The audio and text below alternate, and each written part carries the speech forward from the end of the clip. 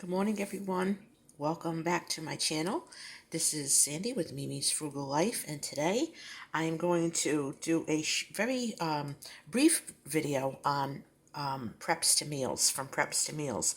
And I haven't had my breakfast yet, so I thought that this would be a good video to show you how to use some of your preps.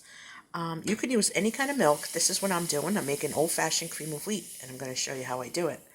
I used whole milk, but you could use powder or shelf-stable milk. And you want to get it not scorching hot, but very hot and a little bubbly, okay?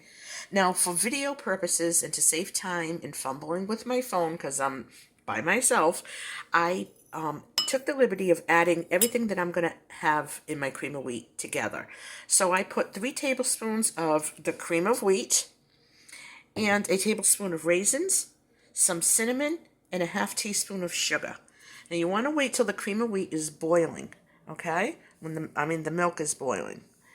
And then you're just going to dump everything in, and you're going to constantly stir this.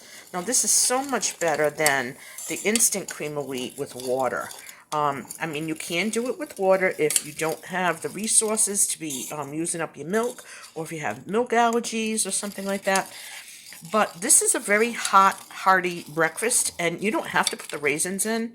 I just always do. I like them. My dad used to make this for us when we were kids.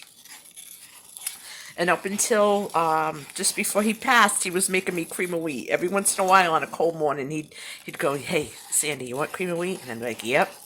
And he says, "You better watch how I do it." I could just never make it as good as him. But, and they grew up during the Depression. And he said that lots of nights there was cream of wheat for dinner, and some nights there wasn't. So that's that story. So as you can see, this is going to stop bubbling in a minute or two. And when it does, it's going to get thick. And you want the wheat to cook down a little bit.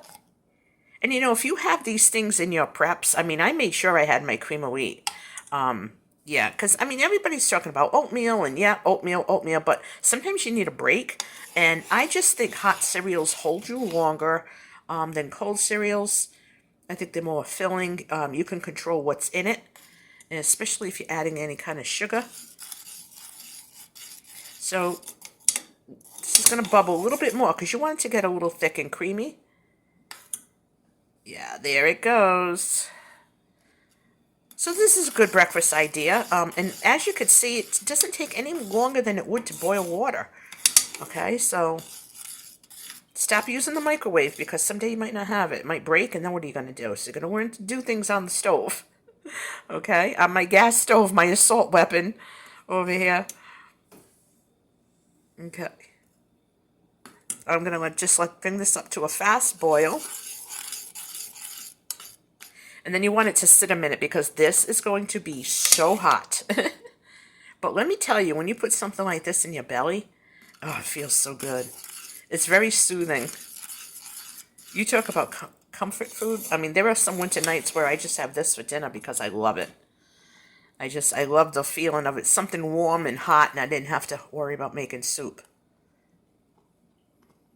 So, okay, so it's boiling really good. I think it's done.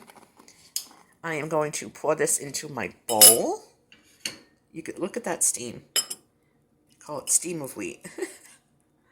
I got some other goodies in there I'm going to scrape out.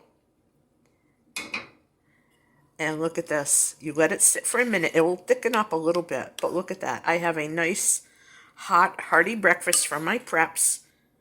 A nice prepper breakfast.